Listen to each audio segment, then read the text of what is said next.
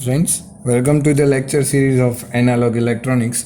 Today we are going to learn about the definitions related to filters, what kind of terminologies generally used for the active filters. So for the first, whichever we have to take care of the filter for the parameter is that frequency response. Now what do we exactly mean by frequency response? Frequency response is nothing but the output whatever provided by the active filter, then it will be considered as the frequency response, that what kind of frequency response it will be giving at the output terminals. If I can say that it is generally a graph of gain versus the frequency, that is called as the frequency response chart. So we can easily understand this, that the frequency response is nothing but a graph of gain versus frequency. So these are the basic thing about the frequency response. Now how can we show it in the typically manner, that is decibel is equals to 10 log at the base 10 PO divided by PI, this output power upon input power. So it is nothing but the efficiency, right? Or in different thing we can write it as well, 20 to the log at the base of 10 VO divided by VI. So this is the basic thing about the frequency response. So that's how it can be defined. Here we can see that the frequency axis is logarithmic axis. That means we plot log f on the x-axis, and in order to cover a large frequency range in a small space.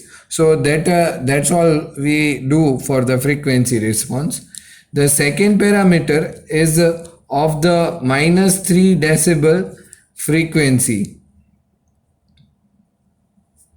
or we can write it as well as like this, frequency at -3 decibel. So an important parameter is -3 decibel frequency, and that is nothing but at which the power is delivered to the load reduces to the 50%. Power whatever the delivered to the load will be reducing at the 50% value. So that is called as the -3 decibel frequency, or we can say it is also gives a frequency as a 0.707 times 0.707 times, or 70.7% maximum gain. So like this way it will be working. More idea will be explained into the particular filters, whichever we going to take into the account. After that, the characteristics and terminology, right? Here we can say that a low pass filter passes all the frequency below its cutoff frequency. Like I have decided the frequency of 30 decibel, then low pass filter, what it will do, it will allow the frequencies below the 30 decibel. Like if I take a frequency of 25 decibel, or we can say 29, then it will be allowed at the output terminals.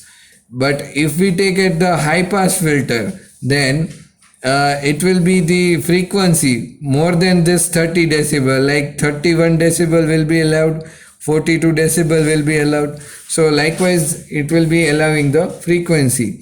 So from this we can define two terms, that is pass band and stop band. So what do we exactly mean by the pass band? The pass band is nothing but a range of frequency. Like I have defined it as like this 30 decibel to 40 decibel. Then in this much frequency range only will be allowed by the filter. And after 40 decibel, it will be called as the stop band, right? And before the 30 decibel, like if we take 23 decibel, 24, 29, 29.9 decibel, this all will be considered as the stop band frequencies, right? So what it will do, our filter, that it will allow a particular range.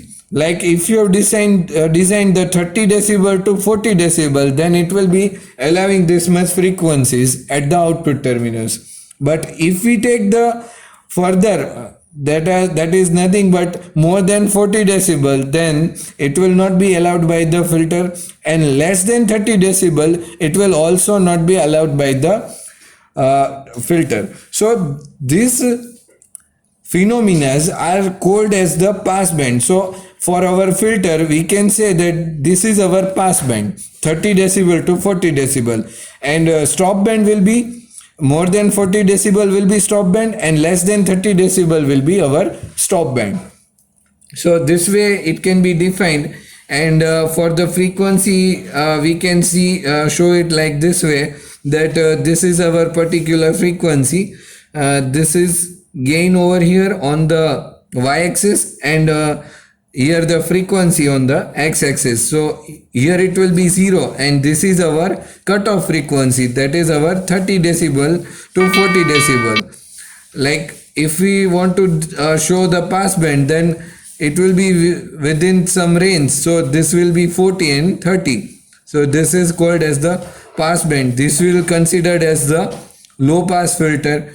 And if we consider one more graph like this way, and what it will be doing, that after this frequency, that is our cutoff frequency, and after that it will be showing some graph, then it is considered as the high pass filter, like this way.